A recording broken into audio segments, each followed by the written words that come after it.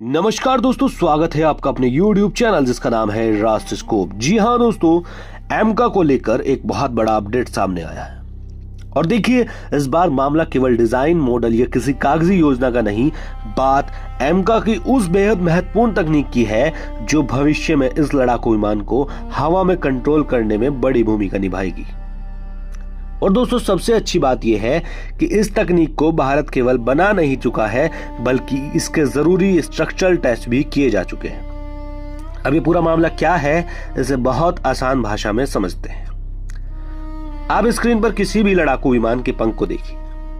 पंख के पीछे आपको कुछ हिस्से दिखाई देंगे जो ऊपर नीचे होते हैं। इन्हीं कंट्रोल सरफेस की मदद से विमान हवा में अपनी स्थिति और दिशा बदलता है। एमका में इसी से जुड़े एक महत्वपूर्ण तकनीक है फ्लैपरोन। अब आप कहेंगे कि भाई ये फ्लैपरोन क्या बला है? तो देखिए, नाम थोड़ा मुश्किल है लेकिन काम बहुत आसानी से समझिए। फ्लैपरोन में फ्लैप और आइलरोन दोनों की भूमिकाओं को जोड़ा जाता है, यानी ये विमान की उड़ान को नियंत्रित करने, रोल करने और अलग अलग उड़ान परिस्थितियों में जरूरी नियंत्रण देने में मदद करता है। और सामान्य विमान में ये महत्वपूर्ण है, जो लड़ाकू विमान में तो कितना महत्वपूर्ण होगा, क्योंकि जब कोई फाइटर जेट हवा में तेज रफ्तार से उड़ते हुए अचानक दिशा बदलता है या तेजी से युद्धाभ्यास करता है, तब उसके पंखों और कंट्रोल सर्विस पर जबरदस्त ताकत लगती है। अब सोचिए, एमका को भारत इसे 5वीं पीढ़ी के स्टेल्थ फाइटर के रूप में विकसित कर रहा है, यानी विमान को फुर्तीला भी रखना है, मजबूत भी बनाना है और वजन भी नियंत्रण में रखना है, और साथ ही उसकी भारी बनावट ऐसी रखनी है कि उसकी स्टेल्थ क्षमता पर कम से कम असर पड़े। यहीं से असली इंजीनियरिंग शुरू होती है। एमका के लिए CSIR, NAL और ADA ने मिलकर हाई स्ट्रेंथ कार्बन कंपोजिट आधारित फ्लैपरोन स्ट्रक्चरल असेंबली विकसित की है।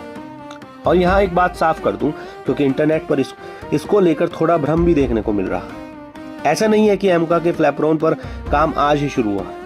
अक्टूबर 2023 में इसका फ्लैपरोन टेस्ट बॉक्स ADA को सौंपा जा चुका है। इसके बाद इस टेस्ट बॉक्स पर अलग अलग स्ट्रक्चरल परीक्षण किए गए, ताकि इसके अंदर मौजूद स्ट्रक्चरल इसके जोड़ और डिजाइन के महत्वपूर्ण हिस्सों को जांचा जा सके। अब आप कहेंगे कि जमीन पर रखकर किसी पंख के हिस्से को टेस्ट करने से आखिर मिलता क्या है? देखिए, यह सबसे महत्वपूर्ण बात है। कंप्यूटर पर आपने डिजाइन बना दिया और कंप्यूटर कह रहा है कि सब कुछ बिल्कुल सही है, लेकिन अब असली विमान हवा में जाएगा तब कंप्यूटर नहीं, असली ताकत उसके पंखों पर लगने वाली है। इसलिए इंजीनियरिंग जमीन पर टेस्ट रिग तैयार करते हैं, विमान के हिस्से को उसमें लगाया जाता है और फिर नियंत्रित तरीके से उस पर अलग अलग प्रकार का बल डाला जाता है।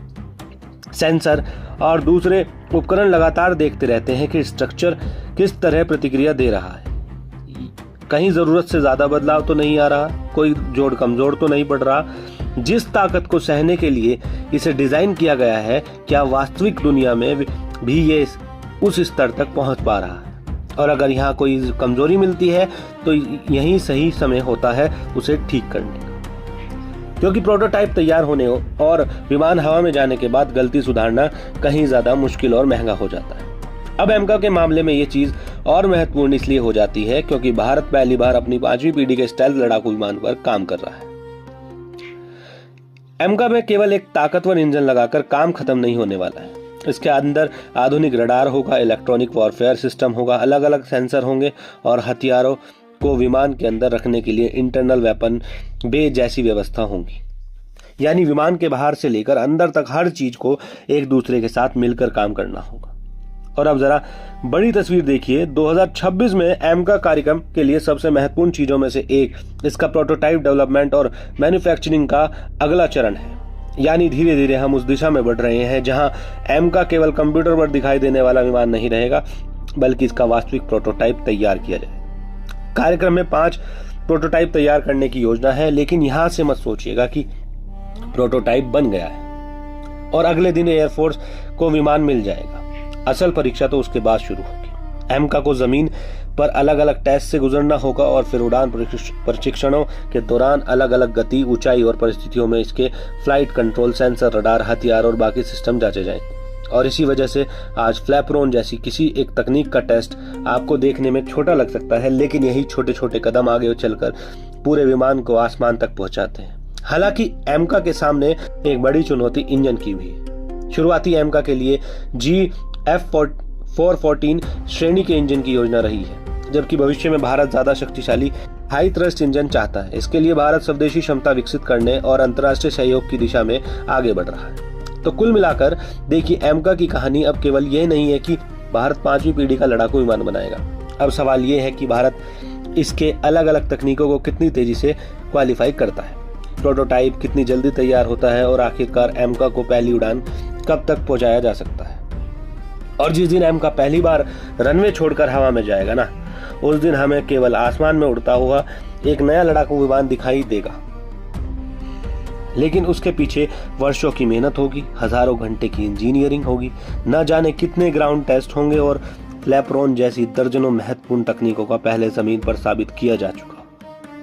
इसलिए एमका से जुड़ा अगला अपडेट आप बेहद दिलचस्प रहने वाला है, क्योंकि धीरे धीरे हम उस दिन की करीब बढ़ रहे हैं जब भारत का अपना 5वीं पीढ़ी का स्टेल्थ फाइटर केवल तस्वीरों में नहीं बल्कि हमारे सामने वास्तविक रूप में खड़ा दिखाई। बाकी आप मुझे कमेंट करके जरूर बताइएगा, जिस दिन एमका पहली बार उड़ान भरेगा क्या वो भारत के रक्षा इतिहास के सबसे बड़े पलों में से एक होगा। और एमका को लेकर जैसे ही अगला कोई अपडेट मेरे सामने आएगा, मैं आपको जरूर अपडेट करूंगा, उसकी पूरी कहानी आपको बताऊंगा और ऐसे ही आसान भाषा में और आराम से बताऊंगा। मिलते हैं अगले वीडियो में, तब तक के लिए जय हिंद, जय भारत।